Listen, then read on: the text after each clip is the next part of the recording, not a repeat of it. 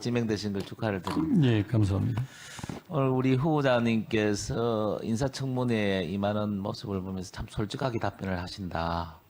위장 진입이나 이런 부분에 대해서. 그래서 국민들께서도 많이 진정성을 느끼실 거다라고 저는 생각을 합니다. 이런 스탠스를 계속 좀 유지를 해 주십사. 예, 알겠습니다. 그리고 2018년에 헌법재판관의 인사청문회는 통과를 하셨지 않습니까? 혹시 그때 몇 표 중에 몇 표 찬성으로 이 통과하신 걸 기억을 하십니까?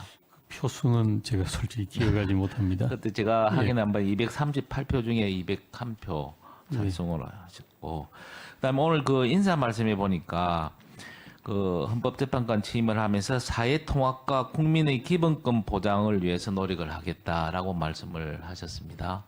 그래서 이와 관련해서 국한에서 정말로 5년간 헌법재판관으로 있으시면서 사회 통합과 국민의 기본권 보장이 가장 기억에 남는 뭐 심판 결정이라든지 이런 게 좀 있습니까? 한번. 헌법재판소 결정이라는 게 뭐 재판관 한 특히 사회 사람의 통합과 노력으로 기본권, 예. 이루어지는 것은 아닙니다. 다만 제가 관여했던 것 중에 굳이 말씀을 드린다면 65세 미만 장애인의 경우에 노인성 질환에 걸리게 되면 활동 지원을 제한을 했었습니다. 그래서 그런 조항에 대해서 위헌 결정을 함으로써 아마 그 이후에는 활동 지원을 받는 것으로 알고 있습니다. 사회적 그런 약자에 점은 대한 부분. 예. 약자에 대한 배려 결정이라고 저는 할 수 있다고 생각합니다. 보통 언론에서 보면 우리 후보자님을 원칙주의자 내지는 또 우리 아까 우리 야당 의원님께서도 보수주의자라고 말씀을 하십니다. 물론 보수나 진보에 대한 명확한 기준은 없습니다. 어떤 게 보수인지 어떤 게 진보인지 명확하게 딱 부러진 기준은 없습니다만 우리 후보자님 그 보수주의자라는 말에 동의를 하십니까? 그리고 저는 생각에 왜 인권이나 사회적 약자에 대한 부분은 늘상 진보라든지 보수는 아니다. 보수는 거기에 관심이 없다라고 이야기를 하는 건지 이해가 안 된다. 그에 대한 우리 후보자님의 생각은 어떠신지 한번. 예, 우선 그 이번 청문회를 앞둔 상황에서 여러 언론에서 그와 같이 보도를 하고 또 그 보도라는 게 뭐 단순히 그냥 근거 없이 하는 것이 아니라 과거의 결정을 분석해서 하는 보도기 때문에 그 보도 내용이 뭐 사실과 객관적 사실과 다르다 이렇게는 보이지 않습니다. 그런 의미에서는 존경하는 서범수 의원님께서 말씀하신 것처럼 저는 보수인 것을 받아들이겠습니다. 받아들이고 보수라고 해서 사회적 약자나 소수자의 인권을 무시하는 것은 아닙니다. 그렇죠. 그럼에도 그건 불구하고 아니고 인권이나 다만 사회적 약자에 대한 부분은 아시다시피 보수가 아무래도 개인보다는 국가나 사회의 이익을 상대적으로 좀 더 중시한다고 하는 게 일반적으로 뭐 이 책에 적혀 있는 내용인데 그런 점들이 영향을 주고 있지 않나 하는 그런 생각은 합니다. 그래서 좀 더 향후에는 아까 말씀드린 것처럼 좀 더 폭넓게 다른 시각에서 사건을 보도록 그렇게 노력하겠습니다.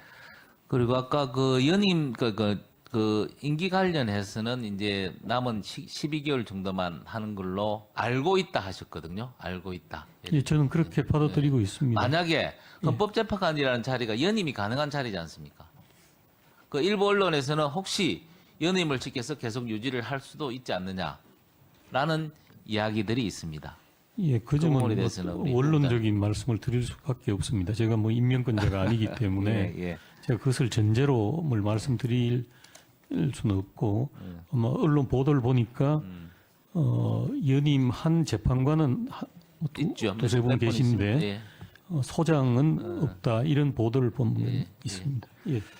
알겠습니다. 아까 그 우리 박영수 의원님이나 존경하는 진선미 의원님이 말씀하신 탄핵 소추안 관련해서 저희들은 생각은 본 의원의 생각은 이렇죠. 본회의 보고 후 24시간에서 72시간 이내에 표결을 해야 된다. 라면서 보고 후에 24시간까지 그 기간 동안 다른 공식적인 외형적인 어떤 절차를 없이 그대로 넘어갑니다. 그러면 그 의안이라는 거는 결국 숙려 기간을 거치는 24시간까지는 그 숙려 기간이라고 저희들이 보거든요. 그럼 결국 그건 어제다. 어제가 아니면 숙려 기간을 거칠 이유도 없는 거고 해서 저희들은 일방적으로 처리를 하면 안 된다는 생각을 가지고 있습니다. 그렇다는 말씀을 좀 드리고요. 예, 알겠습니다. 그다음에 최근에 지금 우리 대법원장님도 공석이 되셨고 그죠?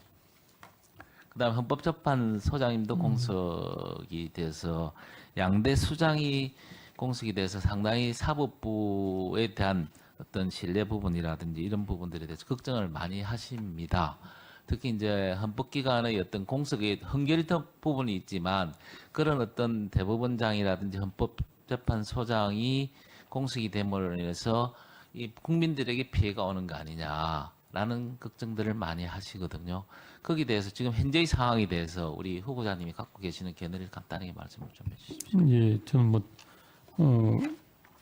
그 대법원이나 헌법재판소가 대법원장이 공석이 되는 것은 바람직하지 않다 이렇게 생각하고 있습니다.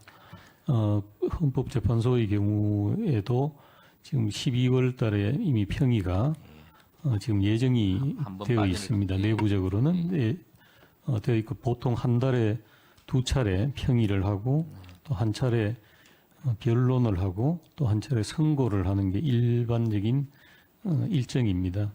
그러니까 그 일정이 지금 12월에는 좀 차질이 생기지 않을까. 그런 결국은 염려를 합니다. 이제 소송 당사자라든지 국민들에게 피해를 간다는 말씀이겠죠. 예, 그렇다고 볼 수 있습니다. 예, 알겠습니다. 시간이 다 돼서 다음 보충 질문하겠습니다. 네, 서범수